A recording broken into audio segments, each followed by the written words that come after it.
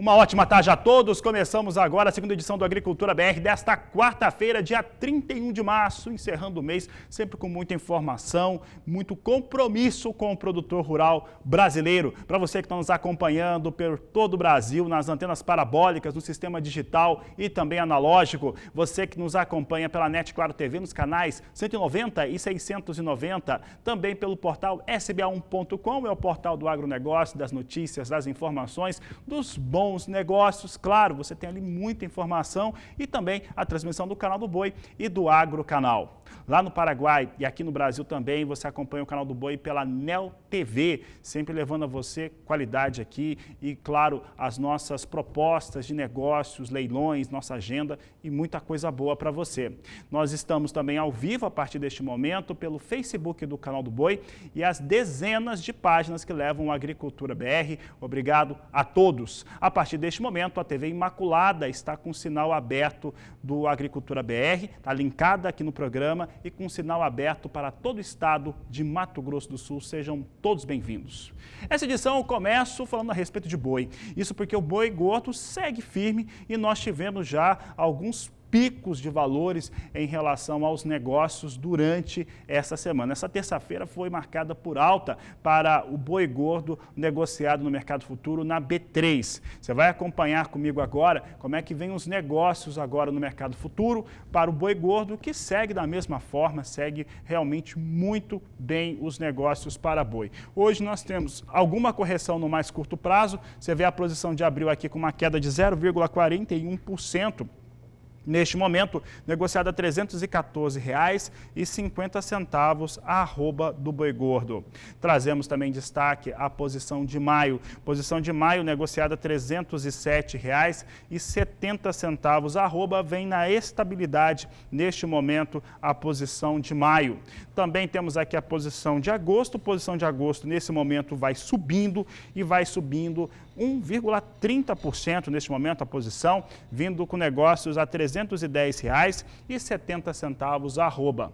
Para outubro, veja só que mesmo com uma queda, ontem outubro subia, hoje devolve um pouco dessa alta. Olha só, outubro vem com uma queda de 1% e ainda assim a R$ 321,15 são os números para o boi gordo na B3.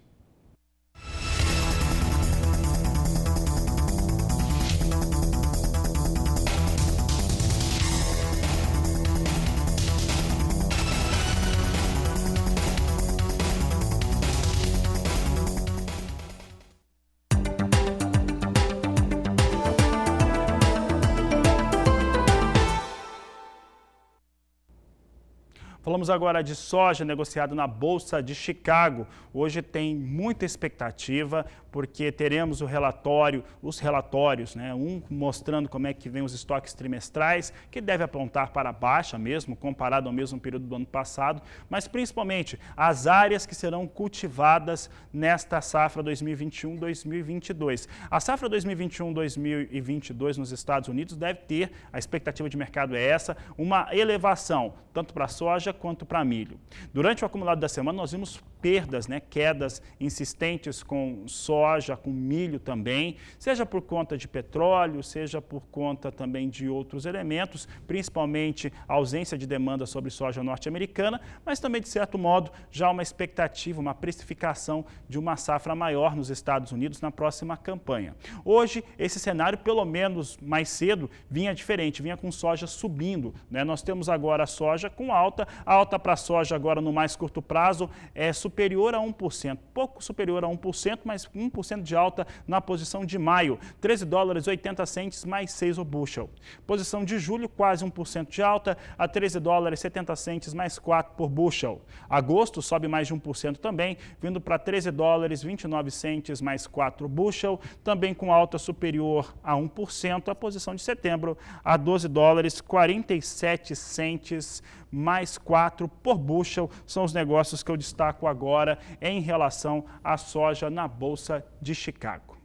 Sigo falando a respeito deste assunto, agora para trazer a formação de preço em relação ao que vem acontecendo com soja no Brasil, e agora destaco como é que vem o dólar comercial no país. O dólar vem em patamares altos, você tem acompanhado a Agricultura BR, percebe essa situação, vem acima de R$ 5,70. Hoje nós temos uma queda um pouco mais expressiva, né? A queda para o dólar hoje é de 2,02% a R$ 5,64, mais 5. Já faz um tempo que nós não vemos a situação do dólar comercial abaixo de R$ 5,70, é o que a Agricultura BR destaca para você, mostrando como é que vem essa situação, né, os momentos para o dólar, né? Hoje, dólar um pouco mais em baixa em relação ao que vem neste momento.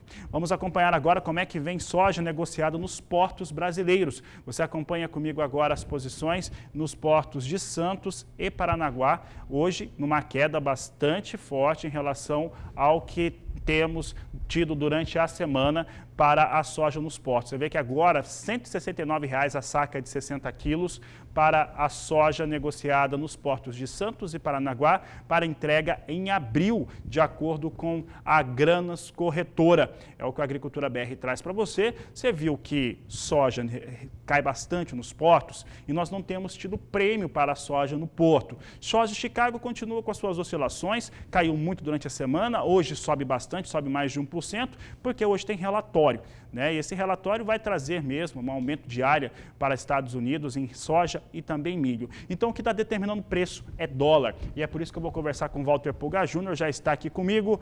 Pulga, boa tarde. Dólar caindo mais de 2% neste momento. O que vem acontecendo no mercado financeiro para trazer a moeda norte-americana, de novo, né? Ou sobe muito ou cai muito, e essas oscilações acabam trazendo risco para quem investe. Boa tarde, seja bem-vindo. Boa tarde a você, boa tarde a todos. Olha, o que se apurou até agora nesse movimento de baixa acentuada do dólar é uma briga técnica entre investidores, ou seja, os comprados em dólar, que apostam numa alta do valor do dólar, e os vendidos, que defendem uma queda no valor do dólar em contratos cambiais, justo no último dia deste mês e mais, né? É período de formação da chamada PETAX, com a qual se liquida aí muitos contratos, né? Inclusive contratos do governo, né? Bom, é também o último dia do primeiro trimestre, né?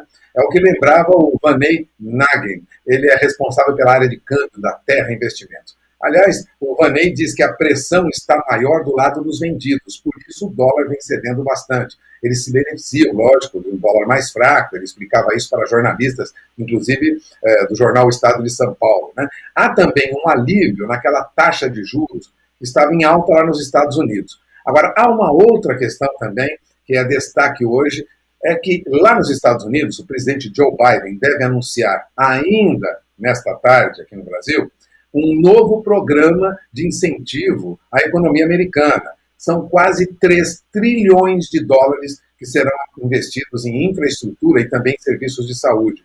Tudo isso causa no mercado alguma preocupação no que diz respeito à inflação no mercado americano, preços em alta. E há também um despejo de dinheiro no mercado, lógico, se confirmado esse plano de quase 3 trilhões de dólares. Vale lembrar que nós tivemos agora nos Estados Unidos a aprovação de um plano, né, para combate à Covid, estímulo à economia, de 1 trilhão e 900 bilhões de dólares. Ou seja, no total, os americanos devem despejar nos próximos anos 5 trilhões de dólares para tentar retomar a atividade econômica. Lógico, isso mexe com bolsa? Mexe, mas não causa assim tantas mudanças, não. A nossa bolsa vai patinando aí nos 117 mil pontos, tem alta agora de 0,02%, o dólar vai caindo, é verdade, já chegou à faixa de 5,63, agora retomava agora há pouco algum movimento de redução dessa queda de 2%, mas o importante é lembrar que a nossa bolsa mantém pelo menos o patamar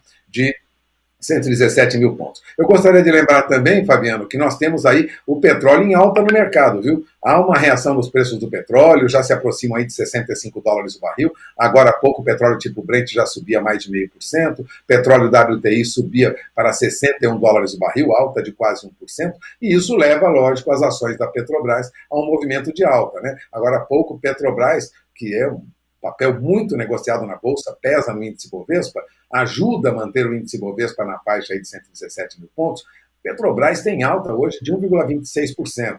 Nós temos também outros papéis em alta, mas o importante é lembrar que Petrobras pesa muito. De outro lado, nós temos algumas baixas como o setor de celulose, a Suzano perde quase 2%, nós temos também Minerva, né, que vai recuando um pouco agora, perde quase 1,70%, mas o mercado ainda vai se mantendo, né, operando aí com índice Bovespa na faixa dos 117 mil pontos. Isso é importante, porque um recuo forte na Bolsa traz muita preocupação para quem atua no mercado financeiro.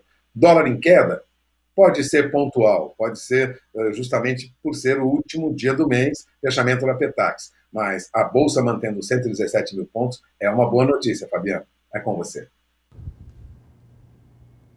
Tá certo. Walter Puga, obrigado pela participação aqui no Agricultura BR. E olha, eu vou para o intervalo agora, porque daqui a pouco nós vamos falar sobre segunda safra de milho. Você vai saber como é que está a situação no estado de Goiás, São Paulo, Mato Grosso, Paraná, Mato Grosso do Sul, Minas Gerais também, o Centro-Sul brasileiro em destaque no Agricultura BR, com milho segunda safra e sorgo segunda safra, uma alternativa bem interessante daqui a pouco no Agricultura BR. Você aproveita para mandar sua mensagem, sua participação no programa, no nosso WhatsApp. O número é 67991733737. Eu volto já. E o assunto a partir de agora no Agricultura BR é milho. Nós vamos falar sobre a segunda safra de milho, alternativas para o produtor rural no centro-sul do Brasil. Nós vimos recentemente números que foram apresentados no início desta semana pela consultoria AG Rural, que dava conta de uma semeadura no Centro-Sul já atingindo 98%, o que mostra que já estava praticamente conclusa essa semeadura. A semeadura da safra 2020-2021, ela tem características distintas, porque houve um forte atraso no início da semeadura da soja. Isso já acarretaria um atraso também na colheita. Entretanto, tivemos em alguns estados muita chuva durante aquele período em que deveria se começar a colheita, o que trouxe ainda um maior atraso. Isso fez com que partes importantes das áreas de produção de milho em segunda safra ficassem fora de zoneamento. Ficando fora de zoneamento, há o risco climático e também uma outra situação, fica sem o seguro rural. Essa questão aí do zoneamento climático ela é importante porque o milho pode passar por estresse hídrico e com isso, em alguns estados, produtores rurais alternaram para outras culturas. É isso que você vai ver a partir de agora e eu vou começar pelo estado de Mato Grosso do Sul. Quem traz as informações dessa semeadura, desta safra, segunda safra sul-mato-grossense de milho, é o repórter José Cunha. Em Mato Grosso do Sul, o atraso na colheita da soja ocasionou, consequentemente, um atraso na semeadura do milho. Por esse motivo, produtores não conseguiram fazer a semeadura do grão dentro da janela ideal, que foi até o dia 10 de março. De acordo com os dados levantados pelo projeto SIGA, havia aproximadamente 60% da área total plantada no Mato Grosso do Sul.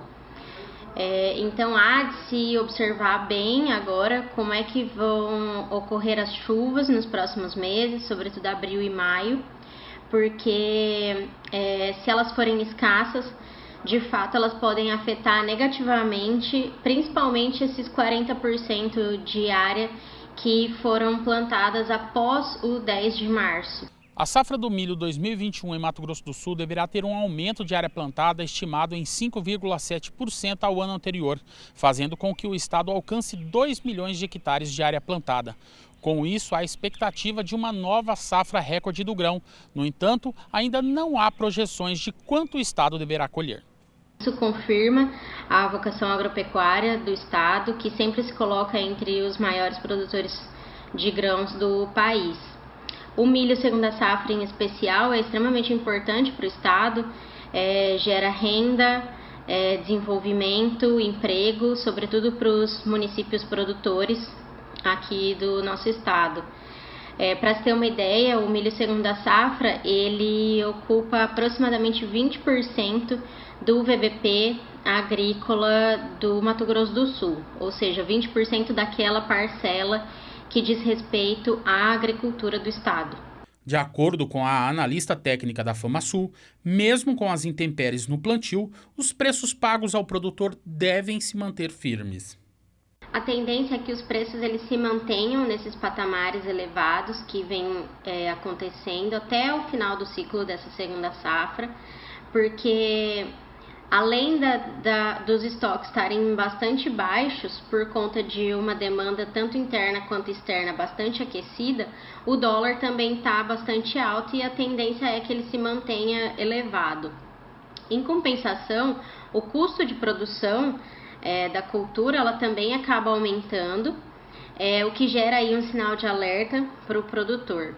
Então, principalmente para aqueles produtores que vão fazer a comercialização de parte da sua produção de forma antecipada, é extremamente importante ter o controle sobre os seus custos de produção para que se consiga, através dessa comercialização antecipada, uma melhor rentabilidade no final da safra. De Campo Grande, José Cunha. Está aí a situação no estado do Mato Grosso do Sul. Talvez o estado que tenha tido o maior problema em relação à colheita, principalmente com perda de qualidade da soja, foi o Paraná. E isso acaba resultando também na segunda safra de milho. E é sobre como que vem a safrinha paranaense que nós vamos agora trazer essa reportagem de Mauro Andrade. O Paraná é o segundo maior produtor nacional de milho, sendo que o plantio de segunda safra, na sucessão da soja, possui maior relevância no estado, com uma área de 2,4 milhões de hectares e a produção estimada, segundo o DERAL, em 13,4 milhões de toneladas. Acontece que esse ano o plantio de milho segunda safra está atrasado no Paraná e isso aumenta os riscos climáticos da cultura, porque as lavouras podem ter que enfrentar geadas no final do ciclo.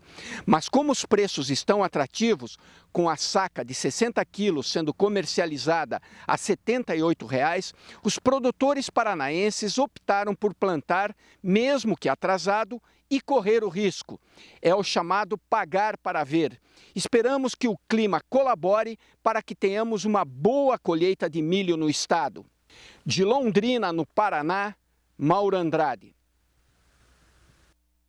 E agora trazemos informações sobre o estado de Goiás.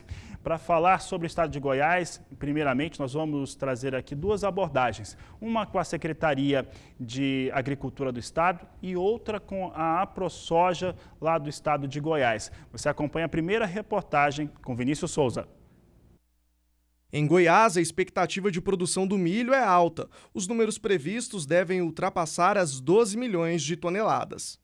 Mesmo com o atraso na colheita da soja da safra 2021, Goiás ainda tem boas prospecções para a produção do milho. 86% de toda a área já foi plantada e agora a expectativa é manter o estado no ranking dos maiores produtores do Brasil. A expectativa é ainda muito boa que a safra vai performar muito bem aí, atingindo mais de 12 milhões de toneladas nesse ano.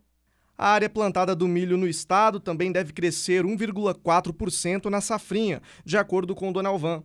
Um dos gargalos da produção está na infraestrutura para escoar a safra. Mesmo assim, o superintendente de produção acredita que não encontrarão grandes empecilhos no caminho. Há uma força-tarefa conjunta aí com vários entes, por exemplo, a FAEG, a Goinfra, trabalhando em conjunto com o governo do estado para poder recuperar a nossa malha viária, para poder fazer com que esse escoamento de safra seja o mais rápido possível. Principalmente nesse momento agora de colheita da safra verão, né? A gente vai plantando safrinha e também tem que deixar tudo preparado para a nossa grande safra, que não é safrinha mais, é segunda safra, né? De Campo Grande, Vinícius Souza. E ainda falando de Goiás, a repórter Kairi Rodrigues conversou com o presidente da AproSoja estadual, Adriano Barzotto. Veja. O plantio do milho safrinha está finalizado no estado de Goiás. A expectativa de plantio é em torno de 1.700.000.000 de hectares. Como a cultura foi semeada tardiamente, a expectativa agora é que a chuva chegue nas lavouras. Tivemos aí em torno de 50% da nossa área cultivada implantada dentro do mês de março. Algumas áreas, inclusive, chegando a ser plantadas até 12, 13 de março. Isso é um plantio bastante fora da janela ideal. Continuamos com a nossa expectativa de produção em torno de 11 milhões de toneladas de milho. porém sabemos que nesse ano aí dificilmente cumpriremos essa meta, a não ser que o tempo corra de forma também excepcional. A sonhada 100 sacas por hectare provavelmente não irá acontecer. Os produtores já contam em colher 70, 90 sacas. A distância dos portos, assim como as estradas, dificultam um pouco o escoamento dos grãos. Porém, mesmo assim, o estado segue com importância no cenário nacional. E o estado mesmo, como um grande demandador, temos uma indústria muito forte de proteína animal, tanto carne bovina, suína e aves, que consomem uma quantidade enorme de milho dentro do estado. Estamos avançando na questão do etanol, então o estado consegue consumir em torno de 60%, 65% de toda a sua produção. Isso é muito bom, né?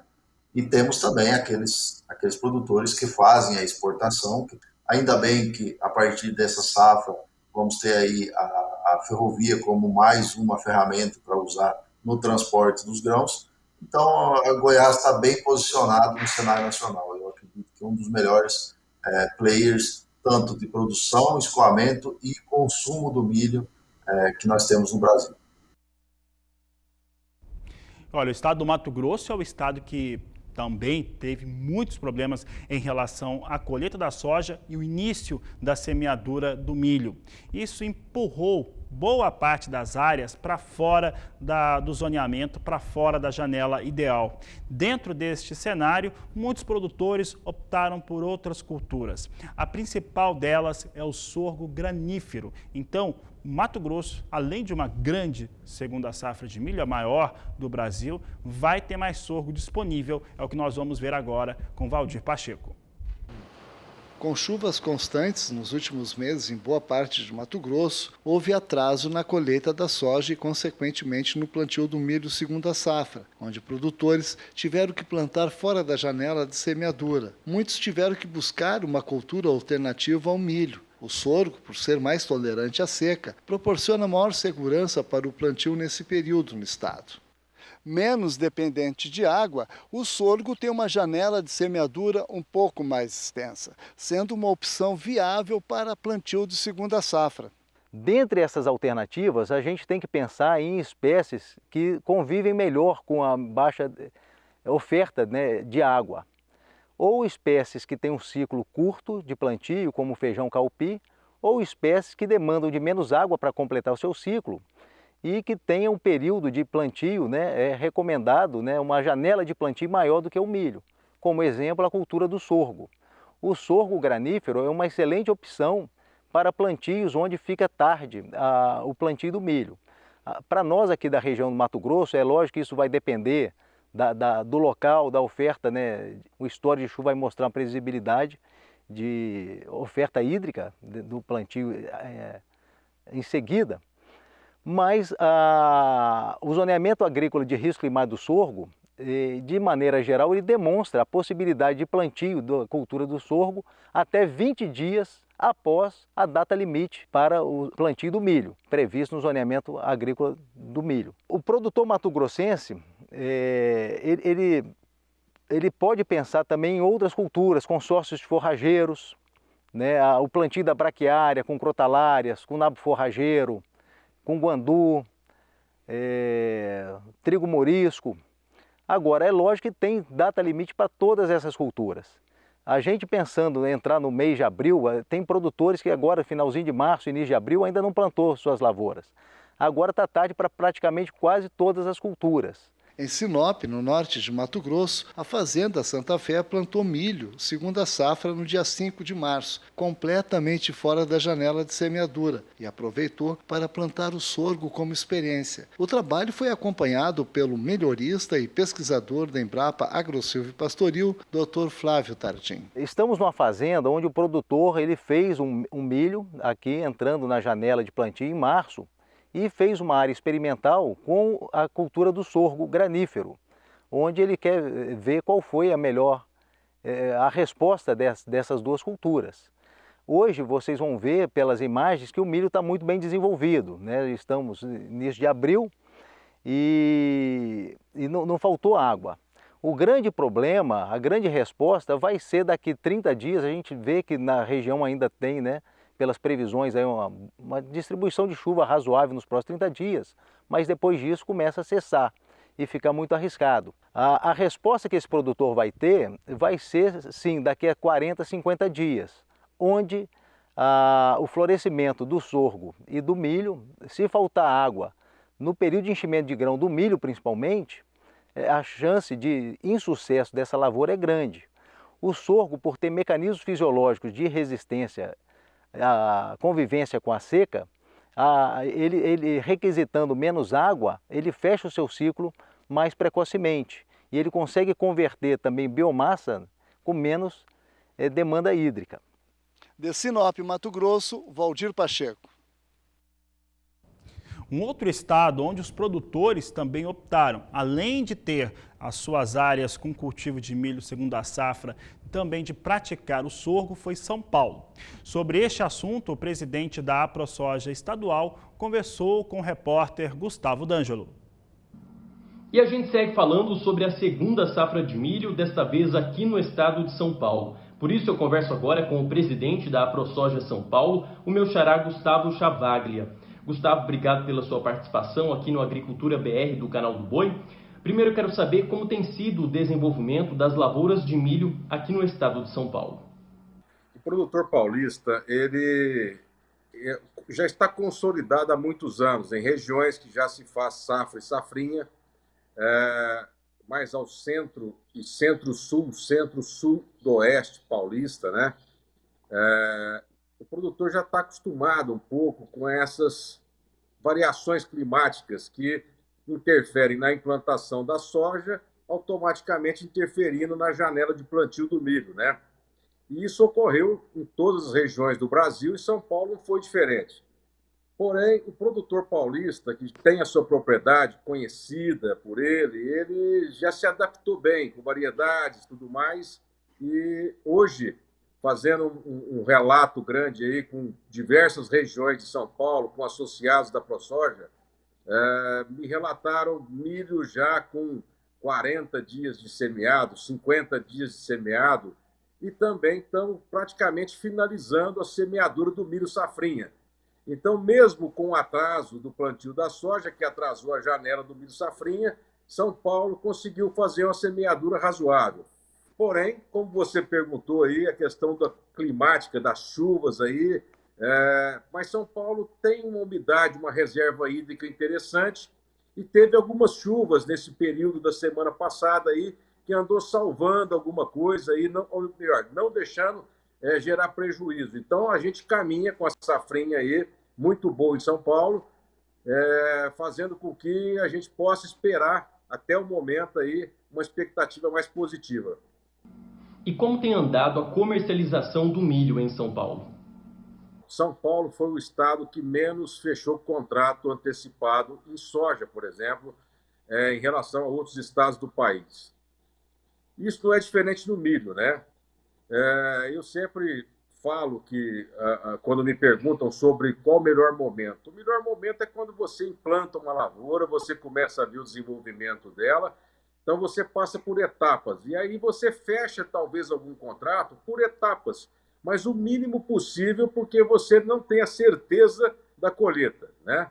A trabalhar a céu aberto é um complicador aí. E o produtor paulista, ele fez alguma movimentação aí na soja, mas a gente acredita muito que no milho ele esteja mais spot, ele esteja aí mais à mercê do mercado, né? E muitos produtores aumentaram a área em razão do preço, né? Uma atividade se instala bem pelo que ela remunera. E a remuneração, tanto para o milho quanto para o sorgo, está muito boa. Então, a gente espera que o produtor consiga bons resultados, e o clima ajude. E tem produtor semeando bastante sorgo nesse momento, arriscando um pouco mais, numa janela mais tardia, mas a expectativa é que as chuvas venham aí ao longo do tempo e venha cobrir as lavouras aí com bastante água para a gente ter boas produções. Agora, como tem sido a rentabilidade do milho e também do sorgo nesse momento para o produtor paulista? as commodities, em geral, sofreram evolução. Carnes, grãos, açúcar, propriamente, né? O petróleo voltou a ter alta, o etanol. Então, assim, o que ocorre? Ocorre que o produtor vem buscando tecnificação, né? Adoção de tecnologias, aí, sendo um profissional à altura do que demanda o mercado. E o produtor investiu. Agora, os custos, infelizmente, vêm chegando junto também, né? Os insumos como o fósforo, por exemplo, subiram muito, né? Então, tudo vem acompanhando. Agora, a gente espera que tenha remuneração suficiente a partir da produtividade, né? Esse é o ponto interessante. Produzindo bem, você dilui bastante os custos, né? Tá certo, eu agradeço por participar desta entrevista aqui para o Agricultura BR do Canal do Boi. Muito obrigado. Eu que agradeço, sempre à disposição. Olha, daqui a pouco nós vamos ter a Sara Kirchhoff, nossa colega aqui do Canal do Boi, conversando com Francisco Turra a respeito da demanda que existe sobre milho no Brasil, principalmente no sul do país, onde hoje os resultados e aquilo que se espera, a expectativa de produção, não é o suficiente para atender a demanda. Então, ainda hoje, você acompanha essa entrevista aqui no Agricultura BR. Continuo falando de milho, mas agora falo no cenário internacional. Lá nos Estados Unidos, uma pequena área lá no delta norte-americano já começou a semeadura da campanha 2021-2022. Nesta quarta-feira há muita expectativa, porque nesta quarta-feira, daqui a pouco, daqui a cerca de 18 minutos, nós vamos ter a divulgação do relatório trimestral de estoques, mas principalmente o de áreas nos Estados Unidos, as áreas de cultivo. E claro que a gente quer saber como é que vai ficar soja e milho por lá.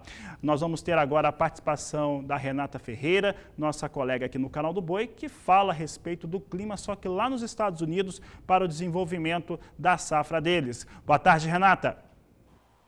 Boa tarde, Fabiano. Boa tarde a todos. Fabiano, o plantio de milho irá começar em abril aqui nos Estados Unidos. O que preocupa agora são as ondas de frio e chuva excessiva durante todo esse processo. Os primeiros dias de abril ainda serão marcados por temperaturas negativas. Em Iowa e Minnesota, as temperaturas mínimas vão variar de -3 a 0 grau. Mas a partir do dia 4 de abril, Fabiano, as temperaturas voltam a subir, viu? Mínimas entre 6 e 9 graus em Illinois, Indiana e Iowa, inibindo aí a formação de geadas. Sobre a chuva, essa semana será marcada por tempo firme em todas as principais áreas produtoras de milho dos Estados Unidos. Somente em Indiana e Ohio que a chuva pode vir aí de forma muito isolada e localizada com baixos volumes. A partir do dia 4, a chuva se espalha mais no meio oeste, mas ainda não deve atrapalhar as atividades de campo, viu? Os acumulados previstos são baixos. Mas vale salientar, Fabiano, que o segundo decêndio de abril chove com mais frequência nas áreas produtoras dos Estados Unidos. O aumento das chuvas pode diminuir aí o ritmo de plantio de milho, algo que, por sinal, vem acontecendo nos últimos anos.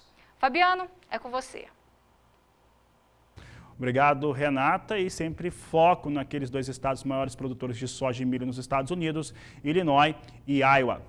Por aqui o Agricultura BR segue agora falando a respeito do que vem acontecendo no mercado futuro. Você vê que as posições estão estáveis neste momento. Posição de mais curto prazo é maio, $5,39 mais 4 bushel. E as outras posições são estáveis em relação aos valores praticados nesta última terça-feira. Logo mais a gente mostra soja, milho no futuro na Bolsa de Chicago, porque depois do relatório essas situações mudam.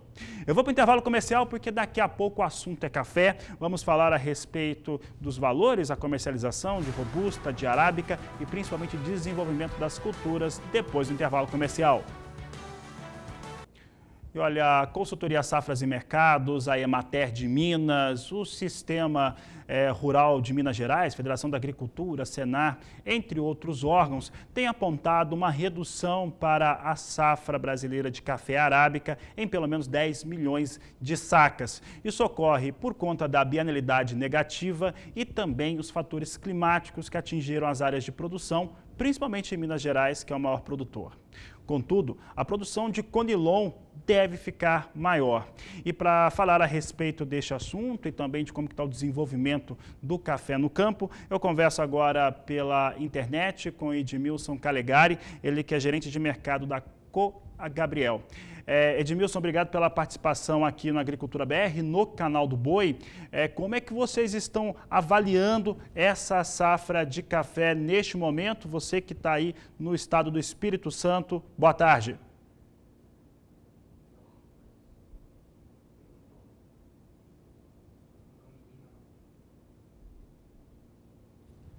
Bom, nós não...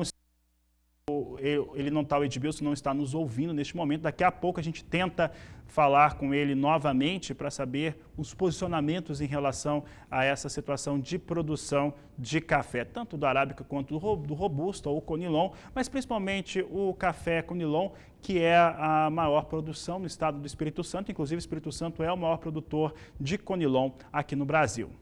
Por agora, você acompanha comigo como é que vem os negócios com café arábica na Bolsa de Nova York. É o que você acompanha agora na tela comigo. Nós temos Nova York em alta no dia de hoje. Posição de maio, $1,24 mais 45 a libra peso. Nós temos aqui a posição de julho a $1,26 mais 35 por libra peso. Posição de setembro, $1,28 mais 20 por libra peso.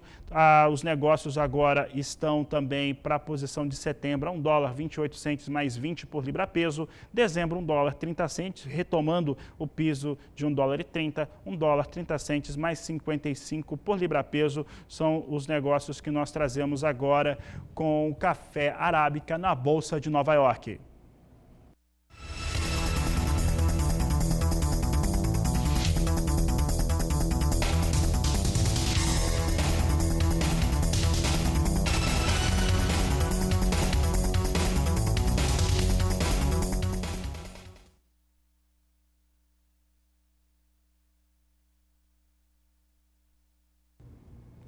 Bom, agora sim nós vamos ter condições de conversar com o Edmilson Calegari, falar a respeito da produção de café, tanto do arábica quanto do robusta. Ele que é gerente comercial, gerente de mercado de uma cooperativa no estado do Espírito Santo e conversa conosco agora pela internet. Edmilson Calegari, obrigado pela participação aqui no Agricultura BR, no canal do Boi. E nós estávamos trazendo alguns dados, expectativas de produção menor para a arábica em relação à arábica por conta da bienalidade negativa, também as questões climáticas que afetaram a produção. Já no caso do conilon, a expectativa é outra, podendo ter até uma elevação nessa produção. Como é que vocês estão avaliando este momento do café no Brasil? Boa tarde, seja bem-vindo. Boa tarde, o prazer é todo meu poder contribuir com essa troca de informações. Podemos dizer que no Espírito Santo, de acordo com os nossos cooperados, o dia a dia de troca de informações que nós temos com todos eles, de que nós teremos sim um acréscimo na nossa produção. Na verdade, é uma recuperação da perda que nós tivemos no ano passado, em torno de 15%, podendo chegar talvez a 20% de incremento na próxima safra de robusta. Edmilson, em relação aos valores hoje praticados, eu estava acompanhando durante essas últimas semanas o café robusta negociado em Londres, principalmente, e nós estávamos vendo durante um bom período uma trava ali de negócios entre $1.400 a tonelada, chegando próximo até $1.500 a tonelada. Depois nós tivemos algumas posições ficando abaixo dessa marca de 1.400, desse piso, situação que se alterou durante o período que o navio ficou encalhado lá no canal de Suez. Como é que estão os valores internacionais neste momento do café e como que ele influencia o negócio aí do cafeicultor no Espírito Santo, principalmente? Hoje nós estamos assim vivendo de expectativas, né? Essa questão da quebra da safra do arábica que está sendo prevista aí de uma grande quebra, além da bienalidade também nós temos o problema da estiagem que aconteceu, especulação em cima de essa questão política, né, que nosso dólar varia demais também, um dia chega a 5,80, outro dia volta a 5,60, isso dá uma instabilidade, uma insegurança na gente na hora de comercializar esse café. Quando o café chega a 1.400 dólares, dólar de 5,70, daí um pouquinho, dólar vai a 5,80, ele recua um pouco nas bolsas para fazer aquele equilíbrio no preço, né? Então, mas eu acredito que o preço ainda assim, esse ano ainda está sendo um preço remunerador, mas para a próxima safra nós já estamos vendo problema aí com a alta dos insumos também, devido a essa questão da desvalorização da nossa moeda, os insumos estão subindo muito também. Edmilson, um fator que eu tenho observado nos grupos que existem na internet de cafeicultores e que eu participo, e também conversando com alguns cafeicultores, principalmente em Minas Gerais, é em relação à capacidade de reinvestimento do cafeicultor. Esse ano até os valores para o café, pegando o cafeicultor como um todo, independente da variedade que ele produz, mas com preços melhores. Mas o histórico disso, se nós pegarmos os anos anteriores, foi muito ao contrário dessa situação. Nós tivemos o cafeicultor entregando o produto por valores que muitas vezes não eram remuneradores o suficiente para ele poder reinvestir. Hoje nós temos até alguns cafeicultores optando em usar as suas áreas para outras culturas. Isso tem ocorrido também no Espírito Santo? Essa diversificação de cultura aqui no Espírito Santo já vem acontecendo há vários anos. Hoje nós temos aí em torno de 60% dos produtores da nossa região já produzem a pimenta do reino. Alguns já produzem cacau, outros o coco verde. Então essa diversificação ela já tem sido feita há vários anos. E estão se aproveitando as melhores áreas, as áreas mais mecanizáveis para plantar o café, e nas áreas mais íngremes, as áreas mais difíceis de mecanização, se planta a pimenta, o cacau e outras culturas. Como que você avalia hoje os principais? Qual que é o principal desafio que hoje existe para a cafeicultura brasileira, principalmente no Espírito Santo? O Espírito Santo teve 2 safras que foi castigado por seca, reduziu muito a produtividade, produção, aí teve aquela questão de importação de café. Qual que é o principal desafio neste momento aí para a cafeicultura brasileira, principalmente no Espírito Santo? Olha, o problema nosso aqui é ter o cuidado com o volume de água que se tem para se plantar. Até 2015, 2016, que foi o período que nós tivemos de estiagem aqui, se plantava café a esmo, né, de qualquer maneira, não se media o que tinha de água para poder irrigar as plantas. Então, a partir desse período, isso serviu como lição. Hoje as pessoas estão plantando só o que tem realmente condição de cuidar. Outra coisa é você fazer um gerenciamento do custo dessa produção. A partir do momento que você tem esse custo formatado, você sabe qual é a margem que você vai obter dentro do seu negócio.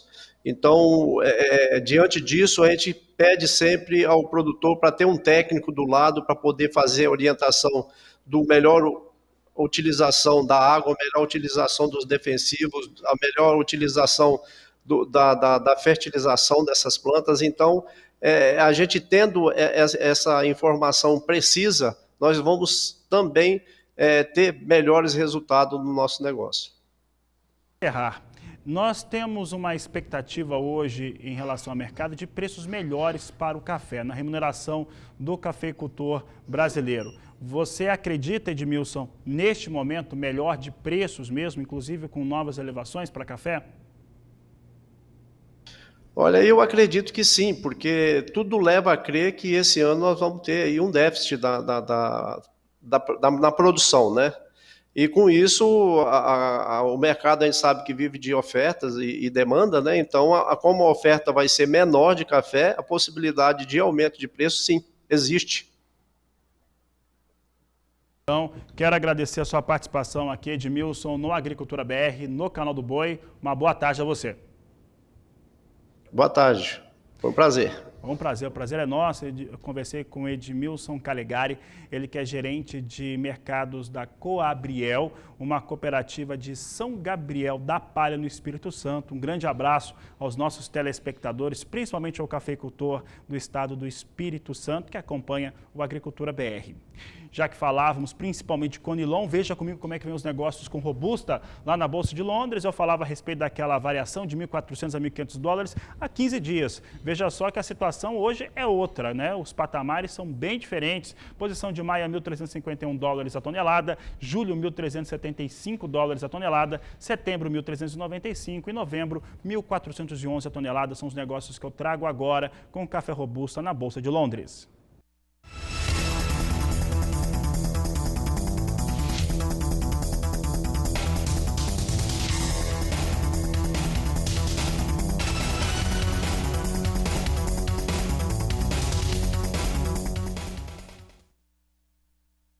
A seguir no Agricultura BR, você confere informações a respeito da necessidade no sul do Brasil de milho e também os números dos relatórios apresentados pelo Departamento de Agricultura norte-americano aqui no Agricultura BR. Eu vou para o intervalo e volto já.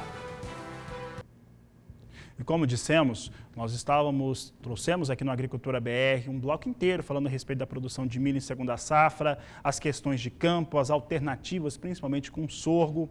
E agora você vai saber um pouco da demanda e as necessidades. Para falar a respeito deste assunto, a jornalista Sara Kirchhoff conversou com Francisco Turra e a entrevista você confere agora.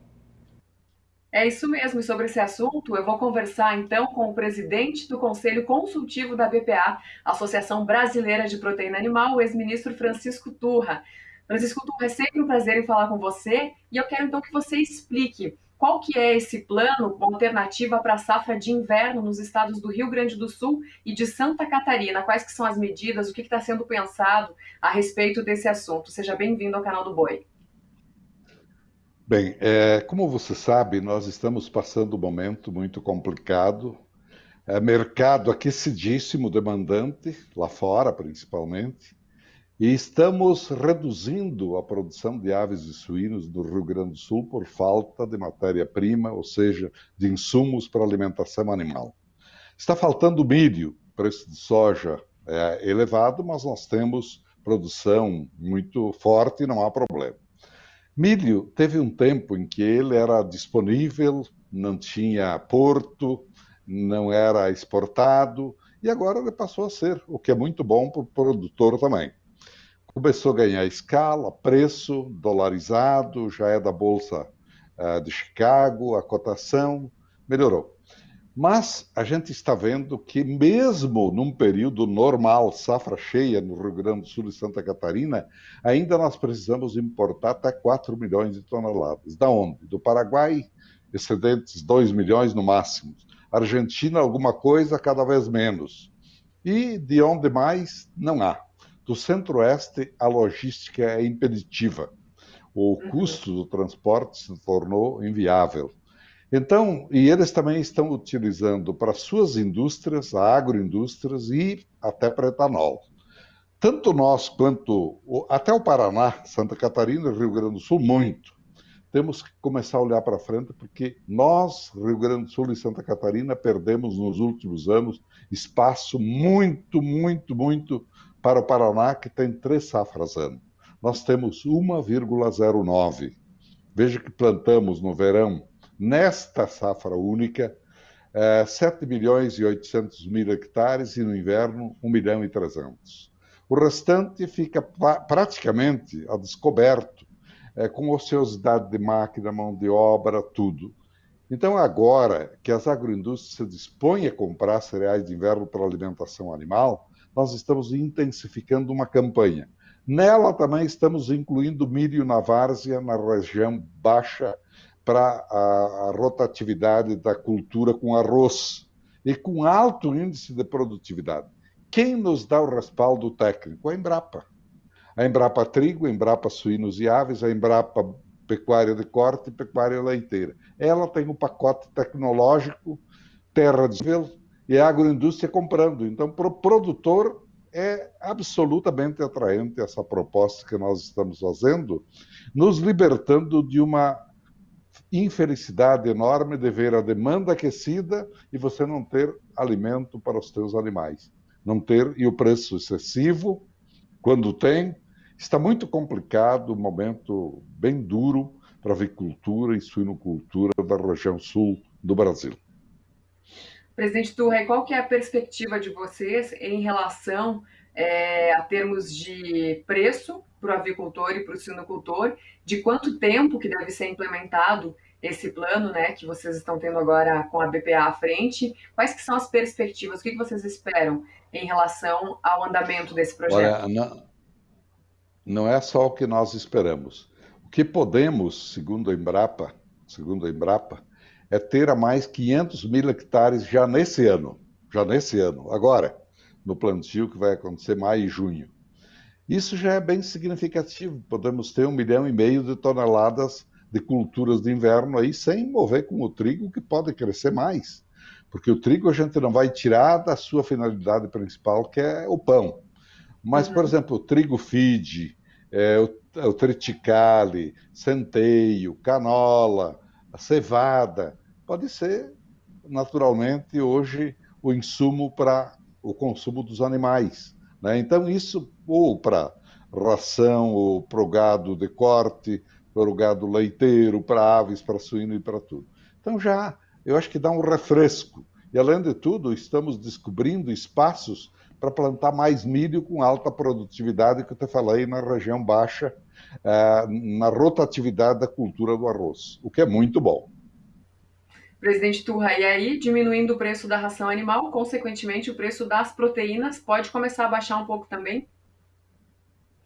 Olha, veja você, nós estamos trabalhando num cenário de poder conseguir alguma alternativa, porque agora, como às vezes não há condições de você levar tanto preço, as empresas estão trabalhando no vermelho.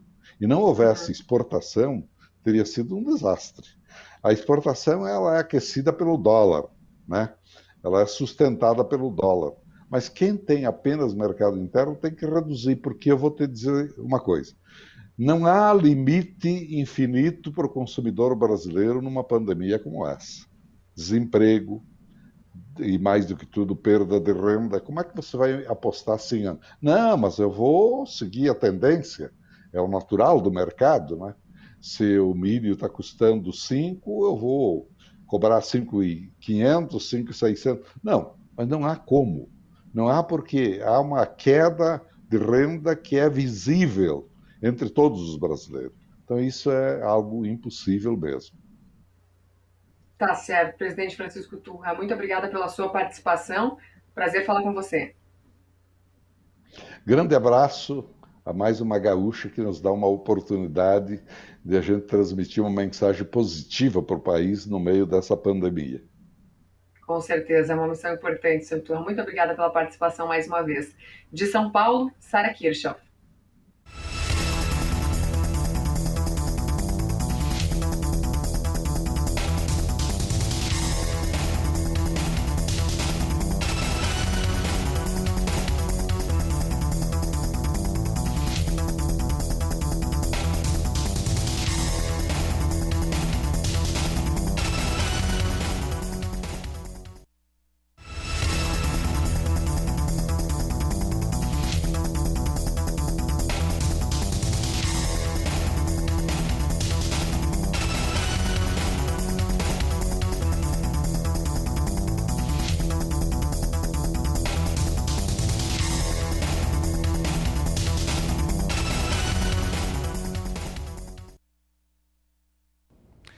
E o Agricultura BR agora fala a respeito dos relatórios que foram apresentados agora há pouco, em relação principalmente, que a questão do relatório de estoque trimestral ficou mais dentro daquilo que era esperado. Agora, principalmente em relação ao relatório que traz as áreas de ocupação com soja e milho, de certo modo decepcionou, porque teve, né, uma presença ali de fato, está com uma situação de maior área ocupada com soja e milho, mas não dentro daquilo que se esperava. No caso da soja, por exemplo, norte-americana, a expectativa era ficar com 3 milhões, quase 3 milhões de hectares, convertendo para hectares, que lá eles trabalham com acres, acima da safra passada.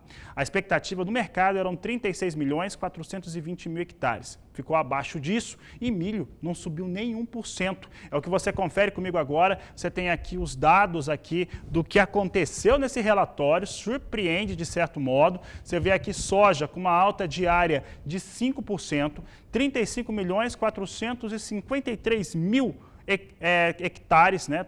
Essa é a área que nós tivemos aqui em relação à soja e milho nos Estados Unidos. Ficou em hectares, 35.453.000 hectares, 5% de alta apenas, abaixo dos 36.420.000 hectares, que era a expectativa do mercado.